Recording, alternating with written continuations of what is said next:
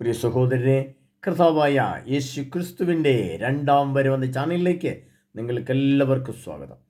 നമ്മൾ കഴിഞ്ഞ എപ്പിസോഡിൽ കണ്ടത് വെളിപാടിൻ്റെ വെളിപ്പെടുത്തലുകൾ 14-ാം ഭാഗം. ആ ഭാഗത്ത് നമ്മൾ കണ്ടത് വെളിപാടിൻ്റെ പുസ്തകം 17-ാം അധ്യായം. ആ 17-ാം അധ്യായത്തിൽ കർത്താവ് പറഞ്ഞ അവളുടെ ദുർവൃത്തിയുടെ വീഞ്ഞു കുടിച്ച് ഭൂവാസികൾ ഉന്മത്തരായി. എന്തായിരുന്നു ആ ദുർവൃത്തി? എന്താണ് അതിൻ്റെ വീഞ്ഞ്? അല്ലെങ്കിൽ ആ ഒരു ചഷകത്തെക്കുറിച്ച് കർത്താവ് പറയുന്നുണ്ട്. എന്തായിരുന്നു ചഷകം എന്നൊക്കെ നമ്മൾ കണ്ടു. ഒരു ചഷകം, പൊൻചഷകം, വേശ്യാവൃത്തിയുടെ അശുദ്ധികളും മ്ലേച്ഛതകളും കൊണ്ട് നിറഞ്ഞ ഒരു പൊൻചഷകം അവളുടെ കയ്യിലുണ്ടായിരുന്നു നമ്മൾ കണ്ടു. അപ്പോൾ എന്താണ് പൊൻചഷകം എന്നൊക്കെ നമ്മൾ കണ്ടു. അതായത് കുറേയേറെ പഴങ്ങളെടുത്ത് അത് ചാറാക്കി, ഒരു ഒറ്റ ചാറാക്കി നമ്മുടെ കയ്യിൽ പിടിച്ചാൽ അതിനകത്ത് എല്ലാ പഴങ്ങളും അടങ്ങിയിരിക്കുന്നത് പോലെ അതിൻ്റെ പേരും അതിൻ്റെ ഘടനയും അടങ്ങിയിരിക്കുന്നു. എന്നാൽ അതെല്ലാം കൂടി ഒറ്റൊരു ഘടനയായിട്ടുള്ള ഒരു വസ്തുവായിട്ട് മാറിയിരിക്കുന്നത് പോലെ ജഡവികാരങ്ങളുടെ മനുഷ്യൻ്റെ അധമ വികാരങ്ങളുടെ, മനുഷ്യൻ ദൈവവിചാരത്തിനും ദൈവസ്നേഹത്തിനും മനുഷ്യ ശരീരത്തെ, മനസ്സിനെ, ആത്മാവിനെ അകറ്റി മാറ്റുന്ന പൊൻചഷകം എന്താണെന്നൊക്കെ നമ്മൾ കണ്ടു, കേട്ടു, പഠിച്ചു. പ്രിയ സഹോദരരെ, ഇവിടെ ഒരു വലിയ സന്ദേശം ഇപ്രാവശ്യത്തെ ക്ലാസ്സിൽ നിങ്ങൾക്ക് തരാൻ വേണ്ടി ഞാൻ ആഗ്രഹിക്കുകയാണ്. അതായത് നമ്മൾ 18-ാം അധ്യായത്തിലേക്ക് വരികയാണ്. വെളിപാടിൻ്റെ പുസ്തകം 18-ാം അധ്യായത്തിലേക്ക് വരുമ്പോൾ അതിൻ്റെ തന്നെ ബാക്കി വളരെ ശക്തമായിട്ട് കർത്താവ് എഴുതി വെച്ച വചനം കൂടെ നമ്മൾ പഠിച്ച് അതും കൂടെ ചേർത്ത് വെച്ചാലേ നമുക്ക് പിന്നീട് വരുന്ന വലിയൊരു പോയിന്റിലേക്ക് നമുക്ക് പ്രവേശിക്കാൻ പറ്റുള്ളൂ. അത് ഇപ്രകാരമാണ്. അപ്പോൾ പൊൻചഷകം എന്താണ് നമ്മൾ കണ്ടു. അത് കണ്ടു സ്ഥിതിക്ക് അടുത്ത ഭാഗത്തിലേക്ക് വരികയാണ്. അത് ബാബിലോണിൻ്റെ പതനം എന്നാണ്. വെളിപാടിൻ്റെ പുസ്തകം 18-ാം അധ്യായം.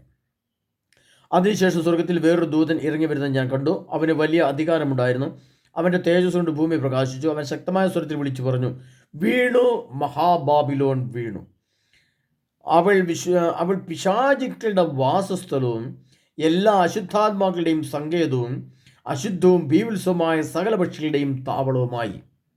എന്നാൽ സകല ജനതകളും അവളുടെ ഭോഗാസക്തിയുടെ മാദമായ വീഞ്ഞ് പാനം ചെയ്തു. ഭൂമിയിലെ രാജാക്കന്മാർ അവളുമായി വ്യഭിചാരം ചെയ്തു. അവളുടെ സുഖഭോഗ വസ്തുക്കൾ വഴി വ്യാപാരികൾ ധനികരായി. ഈ ഒരു വചനമാണ് ഇന്ന് നമ്മുടെ ധ്യാന വിഷയമായിട്ട് എടുക്കുന്നത്. കാരണം ഈ വെളിപാട് 17-ാം അധ്യായം പൂർത്തിയാകുന്നത് 18-ാം അധ്യായം കൊണ്ടാണ്. അതുകൊണ്ടാണ് ആ വചനത്തെ അത്ര ഊന്നി പറയാൻ നമ്മൾ ഊന്നി പഠിക്കുന്നു. എങ്കിലും നമുക്ക് നമ്മുടെ ആത്മാവിനൊന്ന് ക്രമീകരിക്കാൻ സമയമായി. കാരണം ലോകം അതിൻ്റെ അന്ത്യത്തിലേക്ക് അടുത്തു വരികയാണ്. 25+8 2033 യുഗാന്ത്യമാണ്. ഇതൊക്കെ ഓർമ്മിപ്പിച്ചുകൊണ്ടാണ്. അത് തന്നെയുമല്ല, ഇന്ന് കാണുന്ന സംവിധാനങ്ങൾ, ഇന്ന് കാണുന്ന ലോകത്തിൻ്റെ സംവിധാനങ്ങൾ, പ്രത്യേകിച്ചും കേരള സഭയെ സംബന്ധിച്ച് സഭയുടെ സംവിധാനങ്ങൾ, ധ്യാനങ്ങൾ, ധ്യാന മന്ദിരങ്ങൾ, അങ്ങോട്ട് പോകാനുള്ള സംവിധാനങ്ങൾ എല്ലാം നമുക്ക് വലിയ പ്രശ്നങ്ങൾ നേരിടാൻ പോകുന്ന കാലഘട്ടമാണ്. പ്രത്യേകിച്ചും ജനുവരി 20, ഈ മാസം 20-ാം തീയതി ഡൊണാൾഡ് ട്രംപിൻ്റെ അധികാര സ്ഥാനവുമായി ബന്ധപ്പെട്ടുകൊണ്ട് ലോകത്തിൻ്റെ വിവിധ ഭാഗങ്ങളിൽ വലിയ കലാപങ്ങളോ പ്രശ്നങ്ങളൊക്കെ ഉണ്ടാകാൻ സാധ്യതയുണ്ട്. ഇതെല്ലാം മുന്നിൽ കണ്ടുകൊണ്ട് നമ്മൾ ഒരു പക്ഷേ ഈ ജനുവരി മാസം 10, 11, 12 തീയതികളിൽ കല്ലംകുളത്ത് നടക്കുന്ന, തൃശ്ശൂർ കല്ലംകുളത്ത് നോർബർട്ടൻ ഫാദേഴ്സിന് ആ സമയത്ത് നടക്കുന്ന ഒരു ധ്യാനം കൂടെ മാത്രമേ ഒരു പക്ഷേ അവിടെ കാണാൻ സാധ്യതയുള്ളൂ. പിന്നീടൊരു ജനുവരി 20 ശേഷം മാത്രമേ പിന്നെ അടുത്ത ഫെബ്രുവരി മാസത്തിൽ ധ്യാനം ഉണ്ടാകുമോ ഇല്ലയോ എന്ന് പറയാൻ സാധിക്കുള്ളൂ. അത്രമാത്രം വളരെ ക്രിട്ടിക്കലായിട്ടുള്ള നിമിഷങ്ങളിലൂടെ ലോകവും രാജ്യവും സഭയും കടന്നു പോവുകയാണ്. സഭ അതിൻ്റെ സ്ഥാനത്തുനിന്ന് ഇളക്കം തൊട്ടും, സഭ അതിൻ്റെ പ്രശ്നകലുഷിതമായ മേഖലയിൽ കടന്നു പോകും. ജനങ്ങളുടെ വിശദീകരണ പ്രക്രിയ സാധ്യമല്ലാതെ വരും. ജനങ്ങളുടെ ഹൃദയത്തിൽ ഇപ്പോൾ ഇരിക്കുന്ന ഏത് ചഷകമാണോ, ഏത് ദുർവൃത്തിയുടെ വീഞ്ഞാണോ അവൻ്റെ ഹൃദയത്തിൽ, അവൻ്റെ ആത്മാവിൽ, അവൻ്റെ മനസ്സിൽ ഉള്ളത്, അത് ആ ദുർവൃത്തിയുടെ ആത്മാവിന്, ആ ദുർവൃത്തിയുടെ വീഞ്ഞിൽ എന്ത് പ്രശ്നമാണുള്ളത് എന്നുകൂടെ പഠിക്കുമ്പോഴാണ് നമുക്കതിൻ്റെ ക്ലാസ് പൂർണ്ണമാകാൻ സാധിക്കുന്നത്. അതുകൊണ്ടാണ് വിശുദ്ധഗ്രന്ഥത്തിൽ 18-ാം അധ്യായത്തിൽ കർത്താവ് പറയുകയാണ്, അവൾ പിശാചുക്കളുടെ വാസസ്ഥലവും, അവൾ പിശാച് വസിക്കുന്ന സ്ഥലം, പിശാച് താമസിക്കുന്ന സ്ഥലമല്ല. പിശാച് താമസിക്കുന്നതും വസിക്കുന്നതും രണ്ടാണ്. താമസിക്കുക എന്ന് പറഞ്ഞാൽ കുറച്ച് കാലത്തേക്ക് താമസിക്കുന്നു, അതിനുശേഷം അവിടുന്ന് മാറ്റപ്പെടുന്നു. വസിക്കുക എന്ന് പറഞ്ഞാൽ എന്നേക്കും ജീവിക്കുന്ന സ്ഥലം എന്നാണ്. പിശാച് എന്നേക്കും വസിക്കുന്ന ഒരു സ്ഥലം, എന്നേക്കും ജീവിക്കുന്ന, എന്നേക്കുമായിരിക്കുന്ന പിശാചിൻ്റെ സ്ഥാനത്ത് സ്ഥിരമായിട്ട് ആയിരിക്കുന്ന അവസ്ഥയാണ്. അതാണ് അവരുടെ വാസസ്ഥലവും എല്ലാ അശുദ്ധവും ഭീവത്സമായ സകല പക്ഷികളുടെയും താവളവുമായി. അപ്പോൾ കർത്താവ് പറയാണ്, അശുദ്ധവും ഭീവത്സമായ സകല പക്ഷികൾ. അത് എൻ്റെ ഒരു മുൻ ക്ലാസ്സിൽ കിടപ്പുണ്ട്, എങ്കിലും ഒന്ന് തൊട്ട് ഞാൻ പോകാം. കാരണം വെച്ചാൽ പുതിയതായിട്ട് കേൾക്കുന്നവർക്ക് പുറകോട്ട് പോയി ക്ലാസ് കേൾക്കുക എന്നൊക്കെ പറഞ്ഞാൽ വളരെ ബുദ്ധിമുട്ടായിരിക്കും. അതുകൊണ്ട് കുറച്ച് ചെറുതായിട്ട് ഞാൻ തൊട്ട് പോകാം ആ വിഷയങ്ങളെക്കുറിച്ച്. പിശാച് എല്ലാ അശുദ്ധാത്മാക്കളുടെയും എല്ലാ അശുദ്ധമായ ആത്മാക്കളുടെയും സങ്കേതം എന്ന് പറഞ്ഞാൽ അഭയം പ്രാപിക്കുന്ന സ്ഥലം. നമ്മൾ ഓടിച്ചെന്ന് ഒന്ന് പെട്ടെന്ന് കയറിയിരിക്കുന്ന സ്ഥലത്തെയാണ് അഭയസങ്കേതം എന്ന് പറയുന്നത്. എന്ന് പറഞ്ഞതുപോലെ പിശാചികൾ സ്ഥിരമായി വസിക്കുകയും എല്ലാ അശുദ്ധാത്മാക്കളും പെട്ടെന്ന് ഓടിക്കേറി വന്ന് വസിക്കുകയും ചെയ്യുന്നു. എന്ന് പറഞ്ഞാൽ ഈ ദുർവൃത്തിയുടെ വീഞ്ഞ് പെട്ടെന്ന് നമ്മൾ കുടിച്ചു, പെട്ടെന്ന് നമ്മുടെ ഹൃദയത്തിലേക്ക് എന്തായി? അശുദ്ധാത്മാവ് കയറി വന്നു. സങ്കേതവും അശുദ്ധവും ഭീവത്സമായ സകല പക്ഷികളുടെ താവളമായി. പ്രിയ സഹോദരൻ, ഇവിടെ നമ്മൾ മനസ്സിലാക്കേണ്ട ഒരു സത്യം എന്ന് പറയുന്നത്, നമുക്കറിയാം, നമ്മുടെ കത്തോലിക്ക മതവിശ്വാസ പ്രകാരം നോക്കിയാലും വിശുദ്ധ ഗ്രന്ഥത്തെ ആസ്പദമാക്കി നോക്കിയാലും യേശു ക്രിസ്തു ജോർദാൻ നദിയിൽ സ്നാനമേൽക്കുമ്പോൾ ആകാശം പിളരുന്നതും ആത്മാവ് പരിശുദ്ധാത്മാവ് പ്രാവിൻ്റെ രൂപത്തിൽ യേശുവിൻ്റെ മേൽ ഇറങ്ങി വരുന്നതും കണ്ടു എന്നും, ഇവൻ എൻ്റെ പ്രിയപുത്രൻ, ഇവനിൽ ഞാൻ സംപ്രീതനായിരിക്കുന്നു, ഇവൻ്റെ വാക്ക് ശ്രമിക്കുവിൻ എന്ന ഇടിമുഴക്ക രീതിയിൽ സംസാരിക്കുന്നതും അവിടെ കൂടിയെന്നവർ കേട്ടു എന്നും പറയുന്നുണ്ട്. അത് വിശദീകരിച്ചത്. അപ്പോൾ നമ്മുടെ സഭയുടേതായാലും വിശുദ്ധ ഗ്രന്ഥത്തെ ആസ്പദമാക്കി നോക്കിയാലും ഒരു പക്ഷിയുടെ ആത്മാവെന്ന് പറയുന്നത് പ്രാവിൻ്റെ രൂപത്തിലുള്ള പക്ഷിയാണ്. ഈ പ്രാവിൻ്റെ രൂപമുള്ള പക്ഷിയാണ് പരിശുദ്ധാത്മാവ്. പരിശുദ്ധാത്മാവിന് പറന്നു പോകാനും പറന്നു വരാനും പെട്ടെന്ന് സാധിക്കുന്ന ഒരു പക്ഷിയുടെ രൂപത്തെ അടയാള രൂപം വേണ്ടി കാണിച്ചു. എന്നാൽ ഭീവത്സമായ സകല പക്ഷികളുടെയും താവളമായി എന്ന് പറയുമ്പോൾ ഭീവത്സമായ പക്ഷികളിൽ ഒന്നാണ് കഴുകൻ. കഴുകൻ്റെ പ്രശ്നം എന്ന് പറയുന്നത്, കഴുകൻ ശവമാണ് തിന്നുന്നത്. അത് കൂട്ടമായിട്ടാണ് തിന്നുന്നത്, കൊത്തിപ്പറിച്ച് തിന്നും എന്ന്. അതുപോലെ തന്നെ അതിൻ്റെ വർഗത്തിൽ വരുന്നതാണ് പരുന്തുകൾ. പരുന്തിൻ്റെ പ്രത്യേകത എന്താണ്? പരുന്തിൻ്റെ ഏറ്റവും വലിയ പ്രത്യേകത എന്ന് പറഞ്ഞാൽ ജീവനുള്ള പക്ഷികളെ, ജീവനുള്ള കോഴികളെ, ജീവനുള്ള കോഴി കുഞ്ഞുങ്ങളെ ജീവനോടെ പിടിച്ചുകൊണ്ട് ജീവനോടെ വലിച്ചു പറിച്ച് തിന്നുന്നതിനെയാണ്. അതാണ് പീവൽസിയാണ്, അത് ദുഷ്ടതയാണ് കാണിക്കുന്നത്, ക്രൂരതയാണ് കാണിക്കുന്നത്. അപ്പോൾ അതിങ്ങനെ ചെയ്യുന്നു. അപ്പോൾ പരുന്ത് അങ്ങനെ ചെയ്യുന്നു. പിന്നെ കാക്കയാണെങ്കിലോ, കാക്കയുടെ പ്രശ്നം എന്താണെന്ന് ചോദിച്ചാൽ കാക്കയെല്ലാം മലിന വസ്തുക്കളും, എത്ര ചീഞ്ഞതും വളിച്ചതും മോശമായ വസ്തുക്കളെയും എടുത്തുകൊണ്ടെന്ന് അത് പിന്നെ മരത്തിലിരുന്ന് കൈകൊണ്ട് പിടിച്ച് കൊത്തിപ്പറിച്ച് തിന്നും. അങ്ങനെ പിന്നെ കോഴിയുടെ സ്വഭാവം, കോഴി എന്ന് പറഞ്ഞാൽ നമുക്കറിയാം, കോഴിക്ക് എപ്പോഴും ഇങ്ങനെ പിന്നെ കോഴിയുടെ സ്വഭാവം നമുക്കറിയാമല്ലോ. പൂവൻ കോഴിയുടെയും പിടക്കോഴിയുടെയും കാര്യങ്ങളൊക്കെ നമ്മൾ കണ്ടിട്ടുള്ളതുകൊണ്ട് പ്രത്യേകിച്ച് പറയേണ്ട ആവശ്യമില്ല, നിങ്ങൾ മനസ്സിലാക്കിയാൽ മതി. അപ്പോൾ അങ്ങനെ അതുപോലെ മയിലിൻ്റെ പ്രത്യേകത സൗന്ദര്യം കാണിക്കുക, അഹങ്കാരം കാണിക്കുക. അഹങ്കാരം അതിൻ്റെ പൂർണ്ണാവസ്ഥയിൽ, എൻ്റെ കളർഫുള്ളാണ്, ഞാനിങ്ങനെ വിരിഞ്ഞ് കാണിക്കും, ആടിക്കാണിക്കും, പാടിക്കാണിക്കും, ഇങ്ങനെയൊക്കെ കാണിക്കുന്നതിനെയാണ് അഹങ്കാരത്തിൻ്റെ പക്ഷിയായ മയിലിനെ ഉള്ളത്. അതിന് ലൂസിഫറിനോട് സാദൃശ്യമുണ്ട്. കോഴിയുടെ സ്വഭാവം എന്ന് പറഞ്ഞാൽ ലൈംഗിക ആസക്തിയോട് താല്പര്യമുണ്ട്. കാക്കയുടെ എന്ന് പറഞ്ഞാൽ മാലിന്യങ്ങൾ തിന്നുക, മലിനമായത് ഭക്ഷിക്കുക, മലിനമായത് ഉൾക്കൊള്ളുക എന്നുള്ള അർത്ഥം. പിന്നെ കഴുകൻ എന്ന് പറഞ്ഞാൽ ശവം തിന്നുക എന്ന് പറഞ്ഞാൽ മനുഷ്യ ശരീരത്തെ ശവത്തിന് തുല്യമാക്കുക എന്ന് പറഞ്ഞാൽ മ്ലേച്ഛവും ഭീവത്സമായ അശുദ്ധമായ സകല അശുദ്ധിയും കണ്ട് മനുഷ്യ ശരീരം മരിച്ചാൽ ആ സെക്കൻഡിൽ തന്നെ ശവമായി തീരുന്ന, ശവത്തിന് തുല്യമായി തീരുന്ന ഉയർപ്പിന്, നിത്യജീവന് ഉയർപ്പിനായിട്ട് മാറ്റപ്പെടാവുന്നതിന് പകരം ശവമായി തീരുന്ന ഒരു ശരീരമായി തീരുന്ന അവസ്ഥയാണ് കഴുകൻ്റെ പക്ഷി എന്ന് പറയുന്നത്. അതുപോലെ നമുക്കറിയാം എന്താണ് പരുന്ത് ജീവനുള്ള വ്യക്തികളെ, ജീവനുള്ള കോഴികളെയോ പക്ഷികളെയോ ഒക്കെ പിടിച്ചുകൊണ്ട് കടിച്ചു കീർത്തുന്നു എന്ന് പറഞ്ഞാൽ ജീവനോടെ തന്നെ മനുഷ്യരെ കൊല്ലുക, നശിപ്പിക്കുക, തകർക്കുക, അങ്ങനെ ചെയ്യുന്ന സ്വഭാവം. ഇങ്ങനെ ഈ രീതിയിലുള്ള പക്ഷികളുടെ ആത്മാവുള്ള വ്യക്തികളായിട്ട് മാറിയിരിക്കുന്നു എന്ന് കഥ പറയുകയാണ്. അത് ആരെക്കൊണ്ടാണ് പറയുന്നത്? ഭീവത്സമായ സകല പക്ഷികളുടെ താവളമായി എന്നാൽ സകല ജനതകളും എന്നാണ് പറഞ്ഞത്. അത് അപ്പോൾ സഭയെ മാത്രമല്ല, സഭയ്ക്ക് പുറത്തുള്ളവരുണ്ട്. പക്ഷേ സഭയ്ക്ക് പുറത്തുള്ളവർ, കത്തോലിക്ക സഭയ്ക്ക് പുറത്തുള്ളവർ, ഇപ്പോൾ ക്രൈസ്തവരായ ഏത് മതവിഭാഗത്തിൽപ്പെട്ടവരായാലും അവർ ഏത് രീതിയിൽ ജീവിച്ചാലും, അവർ എന്തൊക്കെ ഈ ലോകത്ത് ജീവിച്ച് മോശമായി പ്രവർത്തിച്ചിട്ട് ഈ ലോകത്ത് കടന്നു പോയാലും നമുക്കവരെ നോക്കേണ്ട കാര്യമില്ല. സഭയ്ക്കോ നമുക്കോ അവരെ ശ്രദ്ധിക്കോ നോക്കേണ്ട കാര്യമില്ല. കാരണം നമ്മൾ സഭയിലുള്ളവരാണെങ്കിൽ സഭയെയും സഭയിലെ ക്രിസ്ത്യാനികളെയും കത്തോലിക്ക സഭയെയും ഉദ്ദേശിച്ച് മാത്രം നമ്മൾ ചിന്തിക്കുകയും പഠിക്കുകയും ചെയ്താൽ മതി. അപ്പോൾ സകല ജനതകളും എന്ന് പറയുമ്പോൾ അതിലൊരു ജനതകൾ ക്രിസ്ത്യൻ സഭാ വിഭാഗവും അതിൽ പെടുന്നു എന്നുള്ളതാണ്. അപ്പോൾ സകല ജനതകളുടെയും താവളമായി മാറി. അപ്പം നമ്മൾ എന്തായി മാറി? നമ്മളിങ്ങനെ അശുദ്ധവും ഭീവത്സമായ സകല പക്ഷികളുടെയും ആത്മാവുള്ള വ്യക്തിരൂപങ്ങളായിട്ട് നമ്മൾ മാറി. അപ്പോൾ ഇവിടെ വെളിപാടിൻ്റെ പുസ്തകം 17-ാം അധ്യായം വായിക്കുമ്പോൾ അവളുടെ ദുർവൃത്തിയുടെ വീഞ്ഞു കുടിച്ച് ഭൂവാസികൾ ഉന്മത്തരായി എന്ന് പറയുമ്പോൾ ആ ഉന്മത്തമാകുന്ന സമയത്ത് എന്തു ചെയ്യുന്നു? അതിലേക്ക് ഉന്മത്തമാക്കുന്ന ഒരു ദുരാത്മാവ് ഉള്ള പക്ഷി കടന്നു വരുന്നു. ആ പക്ഷി ഏത് പക്ഷിയാണ് നമ്മൾ കണക്കൂട്ടിയാണ്? ലൈംഗിക ആസക്തി ഇരുന്നാണെങ്കിൽ കോഴി എന്ന പക്ഷിയാണ് വരുന്നത്. കോഴി എന്ന പക്ഷി. ആ കോഴി എന്ന പക്ഷിയുടെ സ്വഭാവം നമ്മുടെ ഉള്ളിൽ വന്നാൽ നമുക്ക് എന്ത് ചെയ്യും? എപ്പോഴും ഭോഗാസക്തിയാണ്. എപ്പോഴും നമുക്ക് ലൈംഗിക ആസ്വാദനം നടക്കണം. എപ്പോഴും നമുക്ക് ലൈംഗിക ചിന്തകളുണ്ടാകും. എപ്പോഴും നമ്മൾ ലൈംഗിക ആസക്തി കൊണ്ട് നിറഞ്ഞ നമ്മുടെ ജഡം മുഴുവനും, ശരീരം മുഴുവനും, കണ്ണു മുഴുവനും, കാത് മുഴുവനും ലൈംഗിക ആസക്തി കൊണ്ട് നിറയുന്ന അവസ്ഥ. അപ്പോൾ എന്തായി? കോഴിയുടെ ആത്മാവാണ് നമ്മളിലുള്ളത്. അപ്പോൾ അതുപോലെ തന്നെ നമ്മൾ ഏത് മോശമായ പ്രവൃത്തി, നല്ലത് കാണും, ചീത്തത് കാണും, മോശം കാണും, ഇതെല്ലാം കാണും. ഇച്ചിരിച്ച നന്മയ്ക്കും പോകും, ഇച്ചിരിച്ച മോശത്തിനും പോകും, ഇച്ചിരി കള്ളു കുടിക്കും, ഇച്ചിരി ചീത്ത പടങ്ങൾ കാണും, ഇച്ചിരി ചീത്ത സ്വഭാവമുള്ള വ്യക്തികളുടെ അടുത്ത് പോകും, വ്യഭിചാരത്തിൽ കിട്ടിയാൽ അത് ഉപയോഗിക്കും. അങ്ങനെ എല്ലാ ചീത്ത സ്വഭാവം കാണിക്കും, എന്നാൽ കുറച്ച് നല്ല കാര്യങ്ങളും കാണിക്കും. ഇങ്ങനെ കാണിക്കുന്നതാണ് ആര്? കാക്കയുടെ സ്വഭാവം. ഇങ്ങനെയുള്ള സ്വഭാവം. ഇനി വ്യഭിചാരത്തിൻ്റെ ആണെങ്കിൽ കഴുകൻ. ഇങ്ങനെ എല്ലാവിധ അശുദ്ധിയും നിറഞ്ഞ ഒരു വർഗ സമൂഹമായി ആര് മാറിയിരിക്കുന്നു? ഇന്ന് സഭ മാറിയിരിക്കുന്നു. എല്ലാ ജനതകളെന്ന് പറയുമ്പോൾ അതിനകത്ത് സഭയും പെടുന്നു. ഭോഗാസക്തിയുടെ മാദക വീഞ്ഞ് പാനം ചെയ്തു.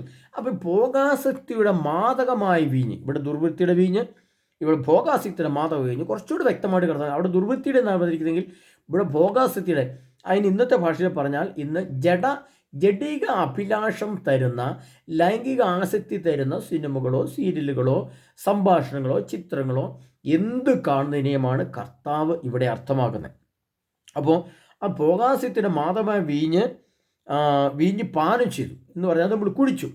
ഇത്തരം ലൈംഗിക ആസക്തിയുടെ, ജഡാസക്തിയുടെ, അഹങ്കാരത്തിൻ്റെ, ധിക്കാരത്തിൻ്റെ, മ്ലേച്ഛതയുടെ, ചാബല്യത്തിൻ്റെ, അശുദ്ധിയുടെ ഈ മ്ലേച്ഛത കൊണ്ട് നിറഞ്ഞ ഒരു ശരീരത്തിൻ്റെ ഉടമയും എൻ്റെ ശരീരത്തിൽ ഇതുപോലുള്ള ഏതെങ്കിലും പക്ഷിയുടെ ആത്മാവ്, പരിശുദ്ധാത്മാവിൻ്റെ പ്രാവിൻ്റെ രൂപമല്ലാതെ പക്ഷിയുടെ ആത്മാവ്, അത് കഴുകൻ്റേതാകാം, കോഴിയുടേതാകാം, അല്ലെ കാക്കയുടേതാകാം, മയിലിൻ്റേതാകാം, ഇങ്ങനെയുള്ള പക്ഷിയുടെ ആത്മാവാണ് എൻ്റെ ഹൃദയത്തിൽ ഉള്ളത് എങ്കിൽ ഞാൻ യേശുക്രിസ്തുവിൻ്റെ വരവിൻ്റെ സമയമാകുമ്പോൾ എന്താണ് സംഭവിക്കുക?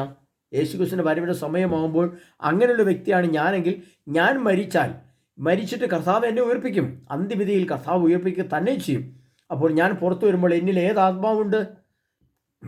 ഈ പക്ഷിയുടെ ആത്മാവാണ് ഉള്ളതെങ്കിൽ എനിക്ക് നിത്യജീവനിലേക്ക് പോകാൻ സാധിക്കുകയില്ല എന്നുള്ള തിരിച്ചറിവ് നമുക്കിപ്പോൾ അതുകൊണ്ടാണ് കർത്താവ് ഇവിടെയാണ് ജ്ഞാനമുള്ള മനസ്സിൻ്റെ ഒരു ആവശ്യം. വെളിപാടിൻ്റെ പുസ്തകം 17-ാം അധ്യായം 9-ാം തിരുവചനം. അവിടെ കർത്താവ് പറയുന്നത് ഇവിടെ ജ്ഞാനത്തിൻ്റെ ആവശ്യമുണ്ട്. ജ്ഞാനമെന്ന് പറയുമ്പോൾ ജ്ഞാനത്തിന് 3 തലമുണ്ടെന്ന് ഞാൻ പറഞ്ഞു. 1 അറിവ്, അതായത് ലോകത്തിലെ കുറിച്ചുള്ള എല്ലാ കാര്യവും. 2 ജ്ഞാനം, അതായത് സഭാ സംബന്ധമായ, അതായത് കൂതാശ സംബന്ധമായി, ബൈബിൾ സംബന്ധമായി, സഭയെ സംബന്ധിക്കുന്ന, ദൈവാത്മാവ് സംബന്ധിക്കുന്ന എല്ലാ ജ്ഞാനം. മറ്റൊന്ന് അതീന്ദ്രിയ ജ്ഞാനം, അതായത് ദൈവവും ഞാനും തമ്മിലുള്ള ബന്ധം, യേശുക്രിസ്തു ഞാനും തമ്മിലുള്ള, പരിശുദ്ധാത്മ ഞാനും സ്വർഗ്ഗവും ഞാനും തമ്മിലുള്ള പ്രത്യേക ബന്ധം എന്ന് പറയുക. എൻ്റെ ആത്മാവ്, മനസ്സ്, ശരീരം, ആത്മാവ് പൂർണ്ണമായിട്ട് വിശദീകരിക്കപ്പെട്ട് വരുമ്പോൾ എനിക്ക് ദൈവാത്മാവുമായിട്ടുള്ള സന്ദേശങ്ങൾ കിട്ടുന്നു, അടയാളങ്ങൾ കിട്ടുന്നു, ലക്ഷണങ്ങൾ കാണുന്നു, ദർശനങ്ങൾ കാണുന്നു, വ്യാഖ്യാനങ്ങൾ കിട്ടുന്നു. ഇങ്ങനെ ദൈവാത്മാവുമായിട്ടുള്ള ബന്ധം. അപ്പോൾ ഇവിടെ കഥാ പറയണം, ഇവിടെയാണ് ജ്ഞാനമുള്ള മനസ്സിൻ്റെ ആവശ്യം എന്ന് പറയുമ്പോൾ ഇവിടെ ഈ 3 തല അറിവ് നമുക്ക് ആവശ്യമാണ്. അപ്പോൾ ഭോഗാസക്തിയുടെ മാദകമായ വീഞ്ഞ് ഏതാണ് എന്ന് നമ്മൾ തിരിച്ചറിയുന്നു, അതിനറിവ് വേണം. രണ്ടാമത് ഭീവത്സമായ സകല പക്ഷികളും എൻ്റെ താവളമായി എന്ന് പറയുമ്പോൾ ഏതെല്ലാം ദുരാത്മാവിൻ്റെ പക്ഷികളാണ് എൻ്റെ ആത്മാവിലുള്ളത് എന്നുള്ള കണ്ടെത്തൽ, അതിന് ജ്ഞാനം വേണം. പിന്നെ എൻ്റെ ജനമേ അവളിൽ നിന്ന് ഓടിയകലവിൻ, വെളിപാട് 18:4. അവിടെ കർത്താവ് പറയുകയാണ്, സ്വർഗത്തിൽ നിന്ന് വേറൊരു സ്വരം ഞാൻ പറയുന്നത് ഞാൻ കേട്ടു, എൻ്റെ ജനമേ. അതാരെ എൻ്റെ ജനം? 1 ഇസ്രായേൽ ജനം, 2 കത്തോലിക്ക സഭ. അവർ നമ്മൾ ആലോചിക്കണം, ഇത് എഴുതുമ്പോൾ സഭയില്ലായിരുന്നു എന്നാലോചിക്കണം.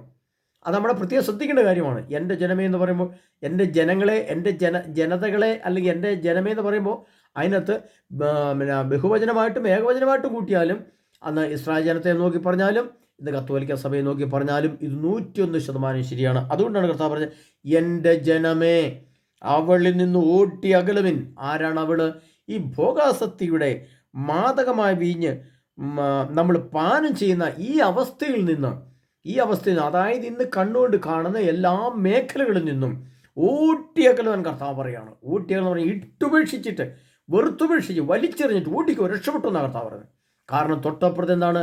അന്ന് സോദോം ഗോമോറ എന്ന് പറയുന്ന സ്ഥലത്തേക്ക് കർത്താവ് സ്വർഗത്തെ തീയും ഗന്ധവും ഇറക്കിയെങ്കിൽ ഇന്ന് അതേ സ്വർഗത്തിൻ്റെ സ്ഥാനത്ത് ഉയരത്തിൽ നിന്ന് വരുന്നത് ആണവ ബോംബുകളാണ്. ആണവ ബോംബുകൾ അത് അഗ്നി കൊണ്ടാണ് വരുന്നത്, അഗ്നി. അതുകൊണ്ട് കർത്താവ് പറയാണ് ഞാൻ അഗ്നി കൊണ്ട് അവിടെ അതിൻ്റെ ബാക്കി പതിരിക്കുന്ന എവിടെയെന്നറിയോ? കർത്താവ് അഗ്നി കൊണ്ട് എങ്ങനെയാണ് വരുന്നത് കൂടെ കർത്താവ് പറയുന്നുണ്ട്. അതുകൊണ്ട് വ്യക്തമായിട്ട് കർത്താവ് പറയുന്നത്, അതുകൊണ്ട് നമ്മൾ കേട്ടിരിക്കണം. അവളുടെ മാംസം ഭക്ഷിക്കുകയും അവളുടെ അഗ്നിയിൽ ദഹിപ്പിക്കുകയും ചെയ്യും. വെളിപാടിൻ്റെ പുസ്തകം 17-ാം അധ്യായം 16-ാം തിരുവചനത്തിലേക്ക് നമ്മൾ വായിക്കണം. അവിടെ കർത്താവ് എഴുതി വെച്ചിരിക്കുന്നതാണ്, നീ കാണുന്ന 10 കൊമ്പുകളും മൃഗവും ആ വേശ്യയെ വെറുക്കും. ഇതിനെല്ലാം ലോകം വെറുക്കുന്നൊരു സമയം വരുന്നുണ്ട്. എപ്പോഴാണെന്ന് അറിയാമോ?